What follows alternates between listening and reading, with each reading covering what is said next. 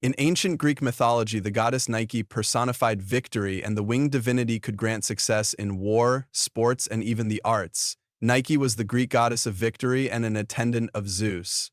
While not among the 12 Olympian gods, she was described as a resident of Mount Olympus. Nike was commonly depicted as a winged woman holding various celebratory items, such as a sash or wreath to crown a victor, a cup and bowl to pour libations, or a lyre for victory songs. However, despite her regular appearances on coins, vase paintings, and temple reliefs, Nike was not prominently featured in Greek literature.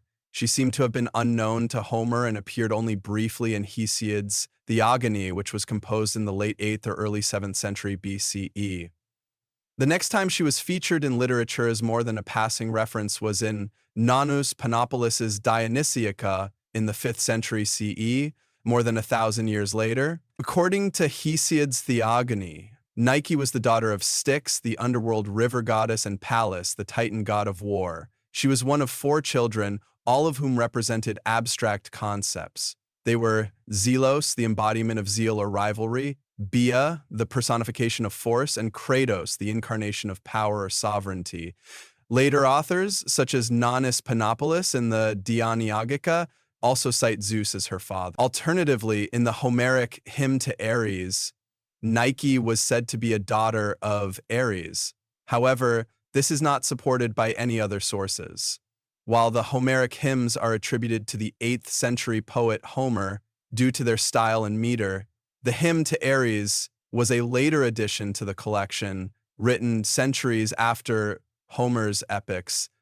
The Iliad and the Odyssey. Nike, along with her siblings, were given high honors in Olympus due to their role in the decade-long war between the Olympians, led by Zeus, and the Titans' forces of Kronos, led by Atlas, according to Roman mythographer Hyginus.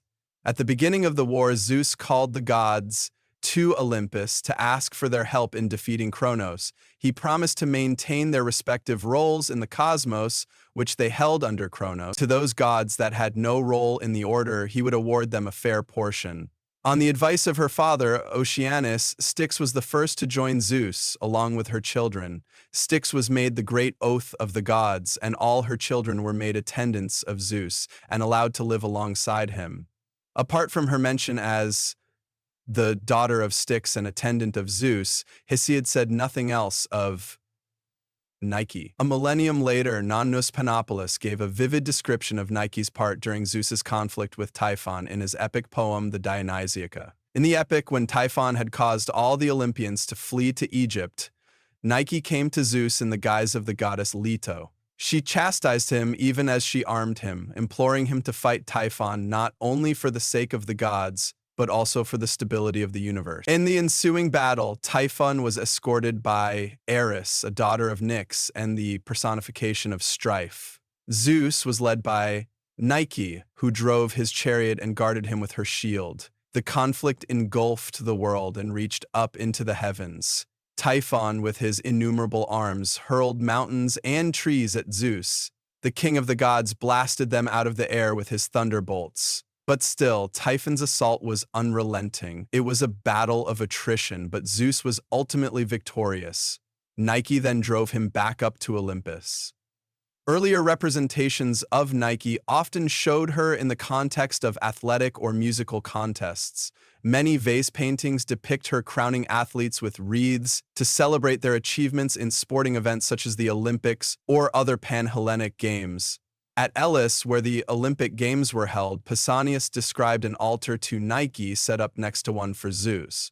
Lyric poets such as Pindar and Bacchylides wrote dozens of victory poems to commemorate the achievements of winning athletes. Coins from Elis in Sicily from the late 6th century BCE all commemorate victories in games rather than war, suggesting that Nike's original sphere of influence didn't extend into military affairs. It was only in the early 5th century BCE that her function shifted. Nike gained special importance in Athens in the 5th century BCE after the Greek victory at Marathon against the Persians. A monument was raised on the spot where the invading army was routed, and a statue of Nike was set up on top of it. After the Greeks defeated the armies of Xerxes at Salamis, there was a resurgence in her imagery, presenting her as a goddess who was granted victory in war. The temple of Athena Nike, that is Athena in her role as the bringer of victory, still stands on the right side of the ascent up the Acropolis. While the archaic temple was burned down when the Persians sacked Athens in the early 5th century BCE, it was later rebuilt and decorated with sculpted friezes of Athenian military achievement. The cult statue set up in the Temple of Athena Nike, also called the Temple of Wingless Victory by Pausanias, was said to be wingless to ensure that victory never left the city of Athens. Throughout the classical and Hellenistic eras, coins were minted with her image, and statues of her were erected after consequential battles. Nike's likeness was also represented in vase paintings that were widely distributed across mainland Greece. Alexander the Great used her image on coins to allude to his career of conquest and future victories, while Hesiod's version of Nike's origin made her out to be a distinct goddess. She was often associated with Athena as an aspect of that goddess's personality. Evidence of a cult to Athena Nike dates to as early as the 7th century BCE from the base of what was thought to support a statue of the goddess. There is still debate as to whether Nike had always been a distinct goddess and then was assimilated into Athena as Athens gained more power and influence, or whether she began as an attribute of Athena and later split from her into her own identity. An argument against Nike being an abstraction of Athena is the decree of Themistocles of Troezen, which referenced sacrifices to Athena and Nike individually, though this point is still debated. There is also the presence of wings in Nike's iconography dating back to the 6th century BCE, such as on the Nike of Delos, one of the first freestanding sculptures of the goddess. Poets such as Aristophanes in his play Birds, performed in the late 5th century BCE, acknowledge that Nike was a winged goddess like Iris or Eros. This feature is notably lacking from any representations of Athena, even in her role as Athena Nike. But additionally, Nike's association with Zeus cannot be overlooked. Like the Athena Parthenos statue set up in the Parthenon, which held a smaller statue of Nike in her hand, there was also a statue of Zeus at Olympia holding Nike in his hand. At Olympia, Nike and Zeus shared an altar.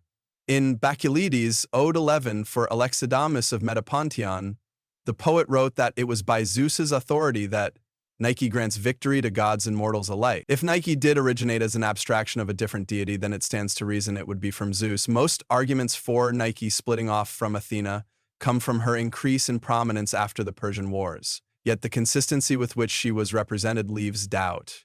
Despite the presence of the temple to Athena Nike on the Acropolis as early as the 7th century BCE, it would be problematic to assume that the images of winged Nike are in some way representations of Athena. Hesiod's Theogony served in part to explain Zeus's justice and how his rule differed from that of his predecessors. A brief passage, lines 38340, describes the birth of Nike and her siblings, and the oath Zeus made to their mother Styx that brought them into his service. Styx had no role in the previous order, so she was the first of the gods to pledge allegiance to Zeus during his war against Kronos. His oath was to grant fair powers to all gods, and he kept his word when he made Styx waters, the oath by which all gods swear, thus bringing Nike and her siblings over to his side. The oath guaranteed Zeus's supremacy in the cosmos, giving him authority over the incarnations of sovereignty, victory, and the power needed to maintain his own. Thus, the oath guaranteed Zeus's power and was also guaranteed by Zeus's power. Under Zeus's rule, oaths upon the waters of Styx were how the gods settled their disputes rather than through violence, as was done under Uranus and Kronos. Without Styx and the power her children gave him, Zeus would not have been able to enforce his new order,